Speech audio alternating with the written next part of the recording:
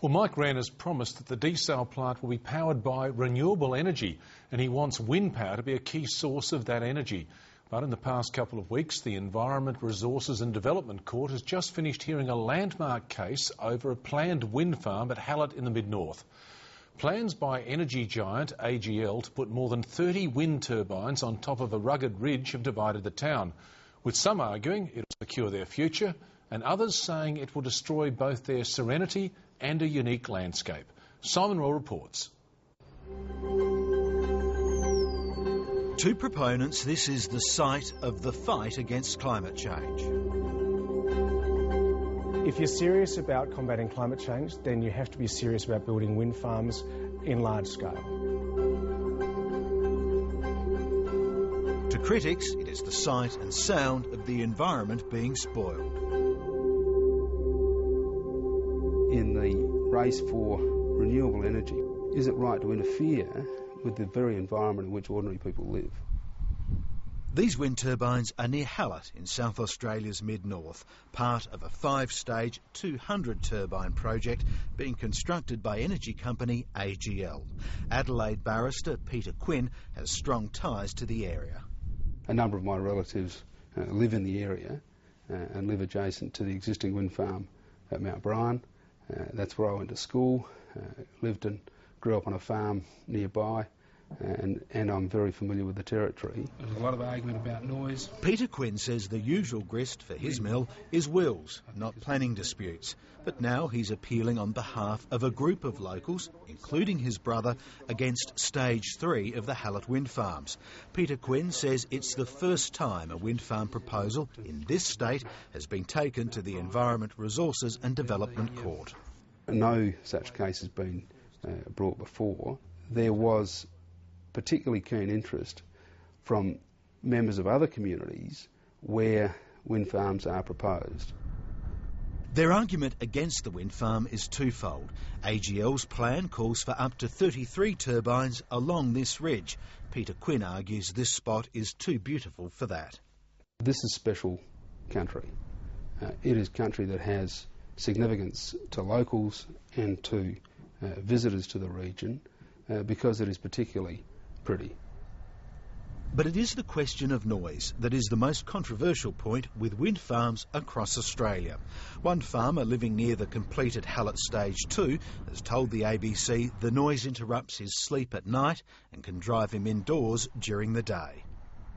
AGL would not be interviewed, but the Clean Energy Council, which is the peak body for the renewable energy industry and of which AGL is a member, doesn't accept that noise is an issue.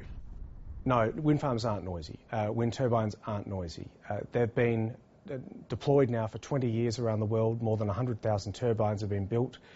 And the noise from a wind turbine is about the same as a fridge from 500 metres. They do have a particular impact in the country where people essentially enjoy a very low level of noise at night, and you can literally hear a tractor working several kilometres away. In South Australia, the argument over noise has tended to be about the amenity of life. In Victoria, though, residents near the Warborough wind farm have argued that low-frequency noise from the turbines affects their health, some comparing it to motion sickness. One couple achieved a confidential settlement with the company Acciona. The Victorian government was asked to investigate, but concluded there was nothing to warrant its chief health officer looking into the issue of noise and health. So this is Hallett, population about 70. Adelaide's about 200 kilometres down the road that way, and Broken Hill about 300 kilometres that way. So is this place divided over windmills, and whose opinion is in the majority? Well, not surprisingly, the answer to that depends upon who you ask. We're against it. The majority of the people in the town are against this particular cluster.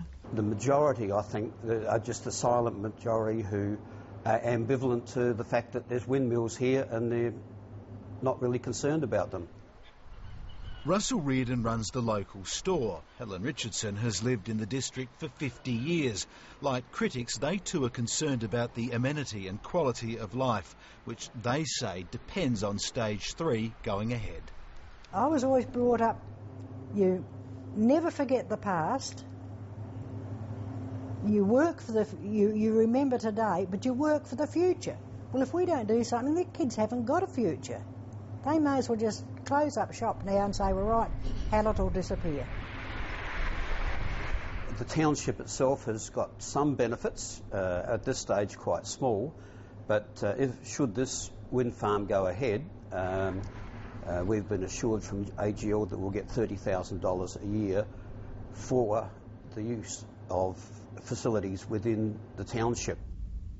The ERD court has not yet handed down its decision. Irrespective of what it is, Peter Quinn predicts more litigation will come because he says competition for windy spots that are close to existing power grids is inexorably bringing turbines and towns closer together. It's inevitable that there will be further contests about this, and indeed that's the reason why I think this case is being so keenly watched. Australia is a very big country, and there's a lot of different sites available for wind development. We've found very strong support for wind wherever it goes in, but you know what? It's new, and there's always a shock of the new for some people in any community and regional communities as well. Both sides say it is crucial to get the planning process right. With 13 farms and 435 turbines already built in South Australia and another 29 farms planned, that process certainly faces a test.